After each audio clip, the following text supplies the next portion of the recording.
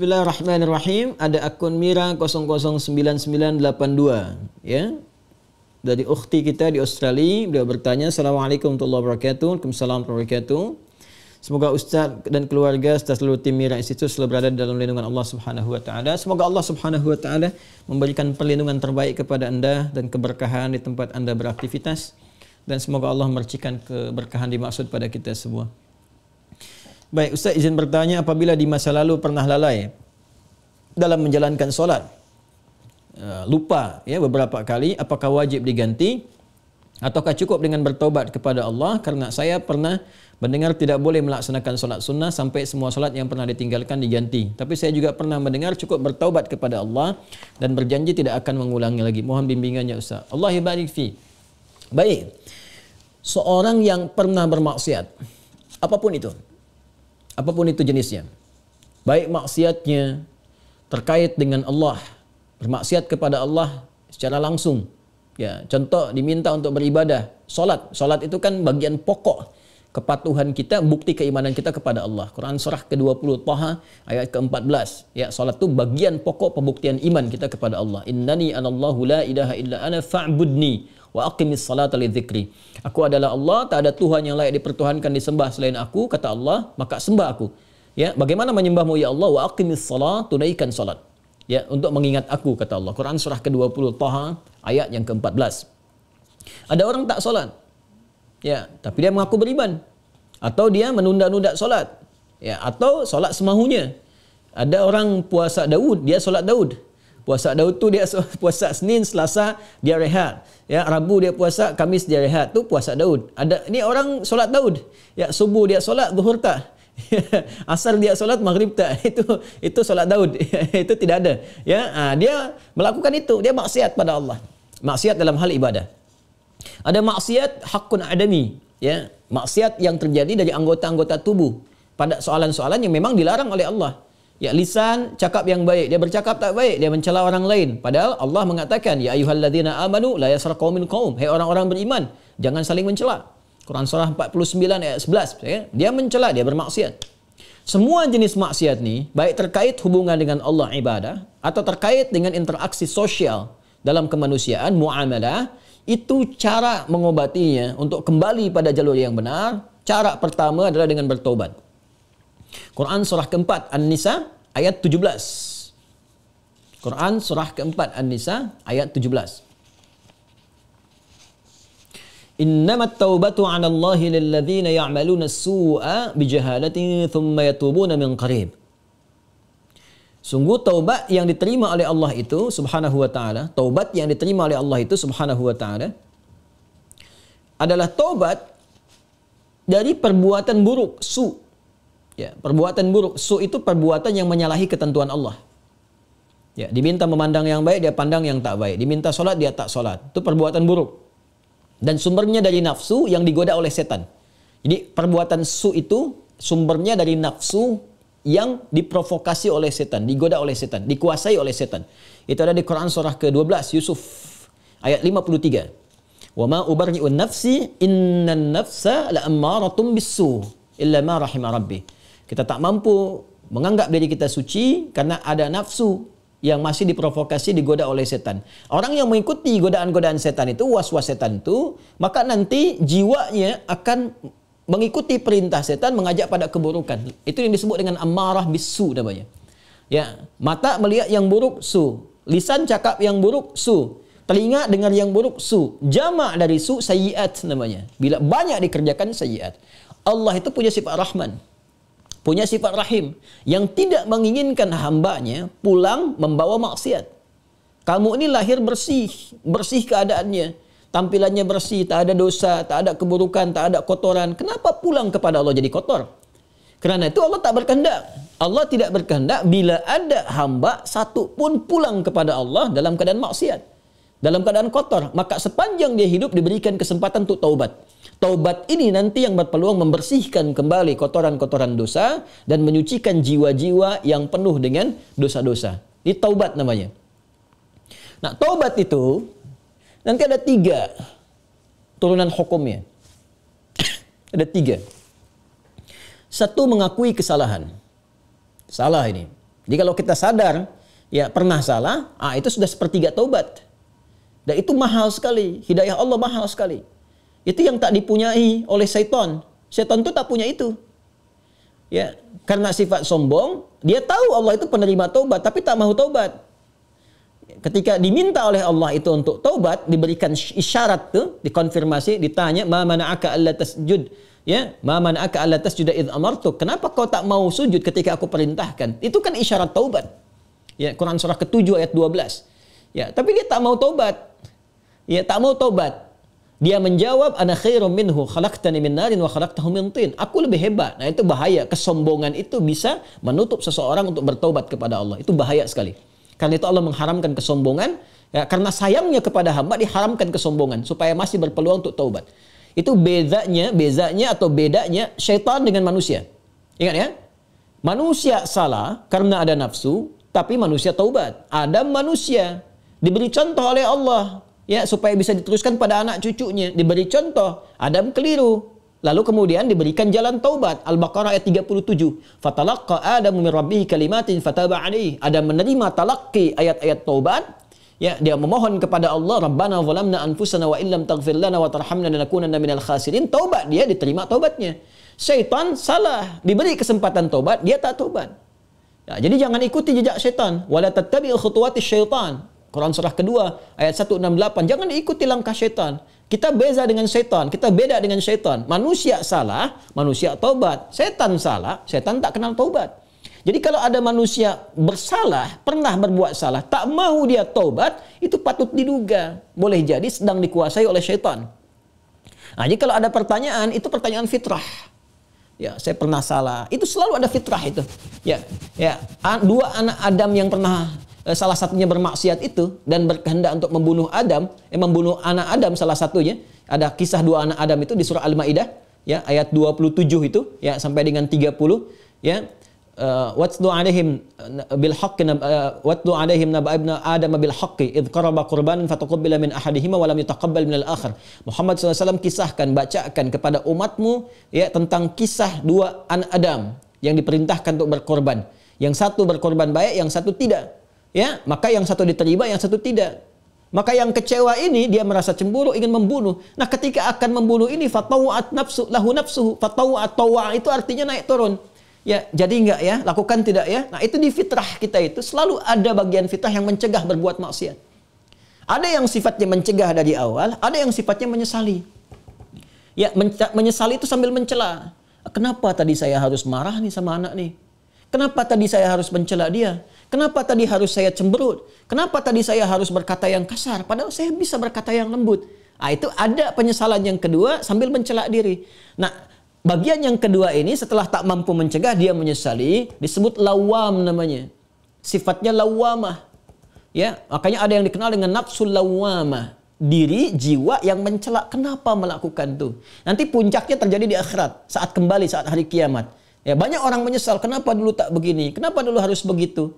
Nah, itu ada di surah Al-Qiyamah, surah ke-75, ayat yang kedua. La uqsimu biyaumil qiyamah, wa la uqsimu bin nafsil lawwamah. Ya, aku bersumpah, kata Allah, ya, ada di jiwa-jiwa itu sebetulnya yang menyesali perbuatan buruk itu kenapa terjadi. Nah, taubat itu, karena harus membuktikan kesungguhan untuk berubah, itu harus menyentuh kepada jiwa yang terdalam tadi. Karena itu harus ada unsur pengakuan, yang kedua unsur penyesalan. Unsur pengakuan itu secara fitrah akan muncul dengan sendirinya. Karena itu kalau keluar dia di pernyataan, itu Masya Allah, itu sudah hidayah Allah yang sudah masuk ke dalam jiwa. Jangan tinggalkan. Cepat ambil. Ya, siapapun pelaku maksiat akan ada bersitan, sekelebat dalam jiwanya itu berpikir, apa aku harus selalu begini gitu? Ya, mungkinkah aku berubah? Nah, kalau ada hal semacam itu sudah hidayah. Ya, kalau ada orang banyak berbuat maksiat pun kita sekelilingnya itu kita mendoakan, malam-malam kita sujud minta pada Allah supaya diberikan hidayah. Jangan-jangan dia itu ditempatkan jadi tetangga kerabat kita, berkehidupan dengan kita supaya memang kita bisa mendoakan dia. Ya, bukan mengutukinya, mencelaknya, tidak. Mungkin supaya dengan adanya kita ini dia bisa melihat jadi wasilah hidayah dari Allah Subhanahu wa taala. Jadi pertanyaan semacam ini itu sudah sepertiga bagian dari karunia Allah. Selanjutnya apa? Sesali. Sesali itu. Jadi mengakui. Nah, ini sudah disampaikan. Kedua, menyesali. Menyesal itu sudah bagian perwujudan, ya, supaya kita bisa mengendalikan nafsul lawamah tadi, supaya tidak dibawa ke akhirat. Ya, jadi dengan menyesal itu nanti digugurkan oleh Allah hal-hal terkaitnya sehingga lapang hati kita. Ciri orang taubat itu, ya, kalau dia sudah bertobat mendekat kepada Allah, yang pertama diberikan oleh Allah kelapangan hatinya, ada ketenangan. Ya, yang tidak bisa dirasakan, ya, dengan bandingan-bandingan materi. Tidak sama dengan ketika diberi materi dunia, dikasih uang, ya, senang, bahagia, lapang, dikasih kereta, bahasa Malaysia kereta, mobil, ya, atau fasilitas lain, senang, lapang. Taubat itu punya ciri sendiri, tak sama dengan kebahagiaan itu. Ya, dia ada menghunjam ke kedalaman hati itu, ada ketenangan, ya, ada kelapangan. Jadi begitu kita sujud, ya kan? Kemudian kita minta ampun, mengakui, menyesali, air mata keluar, getaran itu yang menggerakkan jiwa. Nah, itu sudah menyentuh kepada hati. Ya. Jadi ulama dahulu mengajarkan taubat itu sampai hatinya tersentuh. Ya, bukan taubat yang di lisan saja, saya taubat ya Allah, taubat ya Allah. Ya, taubat itu mesti mampu melapangkan hati, jiwanya mesti tersentuh. Keadaan hati yang lapang, yang tersentuh sehingga menjadikan cawan hatinya terbuka, siap menerima perubahan, itu disebut nasuha namanya. Nasuha. Ya, karena itu pernah dengar nasihat. Saya mau minta nasihat dari Ustadz. Nasihat. Nasihat itu dari kata nasoha. Sesuatu yang melapangkan. Karena kalau kita dengar nasihat, hati kita lebih lapang. Anda punya masalah, konsultasi, diberikan jawaban, hati lapang. Itu nasihat namanya. Ya, seakar dengan kata nasoha. Nasoha yansohu. Sifat keadaannya disebut nasuha. Karena itu kita mendengar ada ungkapan, istilah bahkan diambil dari ayat-ayat yang sampai kepada kita, taubat nasuha. Ya kan? Taubat apa? Nasuha. Taubat yang mampu melapangkan hati. Caranya bagaimana? Mengakui, menyesali. Penyesalan itu harus langsung bisa menyentuh kepada jiwa. Ya. Karena itu ada ulama mengajarkan istighfar sekian kali supaya jiwanya tersentuh, bangun di malam hari, ya kan? Yang ketiga, di bagian terakhir, membuktikan perubahan dari hasil taubat itu. Membuktikan perubahan dari hasil taubat itu dengan beramal soleh. Dengan beramal soleh. Jadi kalau saya bisa ilustrasikan seperti ini. Bismillah. Ini salah. Perbuatannya disebut dengan su. Ya, dengan segala turunannya. Mata salah, telinga salah, lisan salah sampai ke kaki, itu perbuatan su. Jamaknya sayyiat. Ya, tadi Quran surah ke-4 An-Nisa ayat 17 yang menggunakan su, 18-nya sayyiat. Ayat 17, innamat taubatu 'ala Allahi lil ladzina ya'maluna su'a bijahalatin. Ayat 18-nya, wa laysatit taubatu lil ladzina ya'maluna sayyiat. Ya, dan seterusnya ayat. Ini yang jelek, saya silang. Lawan dari ini namanya salih. Jamaknya salihat. Wal 'asr innal insana lafi khusr illa alladhina amanu wa 'amilus salihat. Ya, man amana wa 'amila amalan salihah. Ini tunggal, ini bentuk jamaknya. Taubat adalah jembatan yang mengalihkan perbuatan buruk ini kepada amal saleh ke sini. Tadi diawali dengan mengakui, ya Allah salah nih. Nah, biasanya Allah bantu dengan hidayah, ada pengakuan itu. Ya, ada pengakuan dalam diri kita, mengakui kita berdosa, mengakui kita keliru, kan?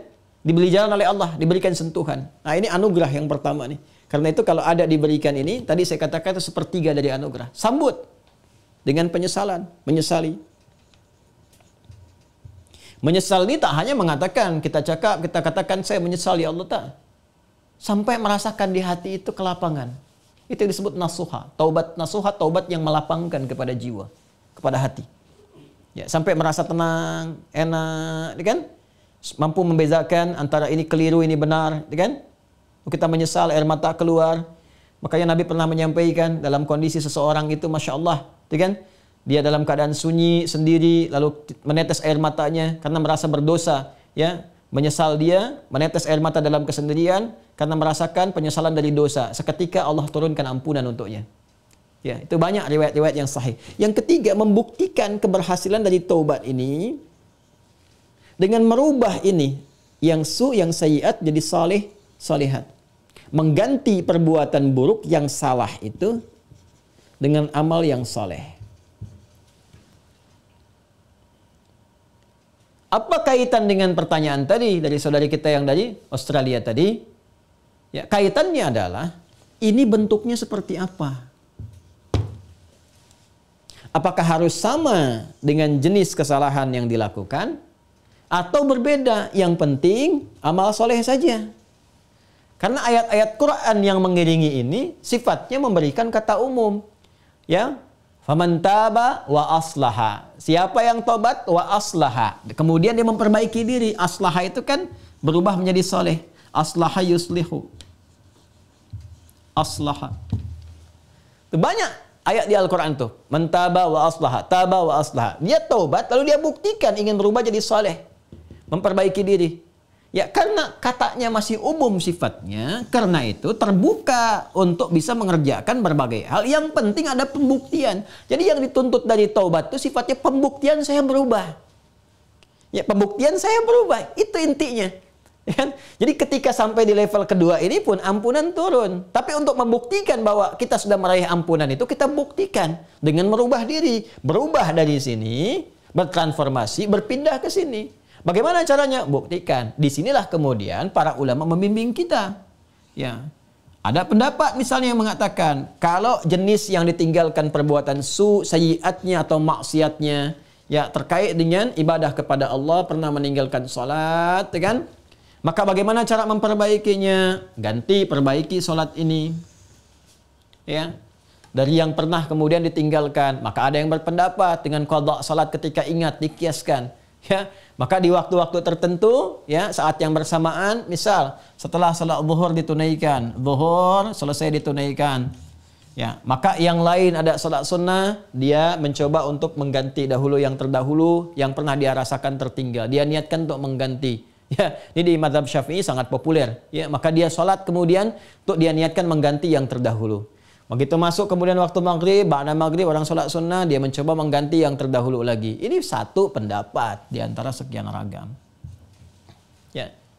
Ada kedua yang berpendapat, tak dibatasi dengan sholat ini saja. Ketika dia tobat, diterima tobatnya, diampuni. Kalau sudah ampun, turun, ampunan Allah turun, diampuni, ya gugur yang kemarin itu, selesai. Tinggal dia buktikan memperbaiki. Bagaimana cara memperbaikinya? Ya, sesuai dengan keadaan dia yang baru. Kalau dia sudah kerjakan sholat zuhur, ya sudah, selesai sholatnya. Mengganti yang dulu-dulu, perbanyak amalan yang lainnya dengan sholat sunnah. Dia kejar qabliyah zuhurnya, dia kejar ba'diyah zuhurnya, untuk membuktikan kepada Allah bahwa dia telah sungguh-sungguh berubah. Ya, ini hanya ragam saja bagaimana kita kemudian bisa memilih di antara ini, dan semua punya jalurnya yang dapat dipertanggungjawabkan secara syariat. Ya, jadi dipersilahkan Anda nyamannya mau yang mana yang dikerjakan, tapi hanya ingin menunjukkan ini ada perubahan dalam diri kita. Jadi boleh Anda perbanyak amalan-amalan sunnah, ya ada yang berpendapat, ambil karena umum sifatnya, tidak ada spesifik menekankan kepada Anda. Ya harus mengganti yang terdahulu misalnya dengan kerjakan yang fardu lagi, nggak ada yang spesifik begitu. Karena itu tafsirannya luas. Ya kaidah berkata sepanjang umum tidak ada takhsis, maka jangan ditakhsis. Jangan dikhususkan pada amalan tertentu. Jadi ambil yang paling ringan. Ya kalau misalnya Anda ingin coba ganti dengan mengganti menggunakan yang sunnah, silahkan, babnya luas. Perbanyak ibadah sunnahnya, bangun malam tahajud, buktikan dalam kebaikan dan seterusnya. Dan semoga dengan itu Allah Subhanahu wa taala ya memberikan ampunan kepada kita sampai kita kembali kepada Allah dalam kebaikan. Ini babnya. Jadi prinsipnya sebetulnya bukan persoalan apakah ganti menggunakan fardunya lagi atau cukupkan dengan yang sunnah saja. Bukan itu persoalannya. Persoalannya sejatinya adalah bagaimana kita membuktikan kepada Allah kita berubah. Dan babnya luas. Ya. Jadi kalau Anda kemudian ingin memperbanyak yang sunnah, silahkan. Perbanyak sunnahnya, tunjukkan merubah. Sedangkan yang kemarin sudah kita mohonkan kepada Allah, minta diampuni, terampuni. Ya Allah berikan kepada kita diampuni dan seterusnya. Ya, jadi kalau Anda ingin pilih kemudian untuk mengulang kembali dikiaskan sholat di saat ingatnya. Ya, orang lupa saat ingatnya, pada waktu ingatnya dia itu sholat. Ya orang tertidur bangun saat bangunnya dia itu sholat. Misalnya ada orang tidur dari subuh, kemudian dari sebelum subuh dia tidur, bangun-bangun dia jam 10 misalnya kan. Ya, baru ingat dia belum sholat subuh. Maka saat ingatnya itu, dia kemudian menunaikan sholatnya. Nah, ini dikiaskan kepada keadaan seperti itu, ya, kemudian dia tunaikan. Adapun orang-orang yang kemudian dia ingin memilih, saya ingin perbanyak yang sunnahnya saja, tak ada masalah. Ya, tak ada masalah. Ya, jadi silahkan perbanyak sholat sunnahnya, dan tidak ada satupun dalil yang spesifik mengatakan dilarang menunaikan sholat sunnah sebelum yang fardunya tercukupi dahulu. Kita pun tak tahu berapa fardu yang sudah tertinggal. Bagaimana mencukupinya? Ya, jadi nggak ada dalil spesifik seperti itu. Yang ada adalah terbuka luas untuk kita beramal, membuktikan kesungguhan kita telah berubah. Wallahu ta'ala a'lam bis-shawab, dan semoga Allah menerima taubat yang kita mohonkan kepada Allah, dan tidak ada semua kita yang bebas dari kesalahan. Saya, Anda, kita pun pasti pernah berbuat salah. Dan Allah sangat mencintai pelaku maksiat yang bertobat dibandingkan dengan seorang yang saleh yang tidak pernah merasa salah dalam kehidupannya. Wallahu ta'ala a'lam bis-shawab.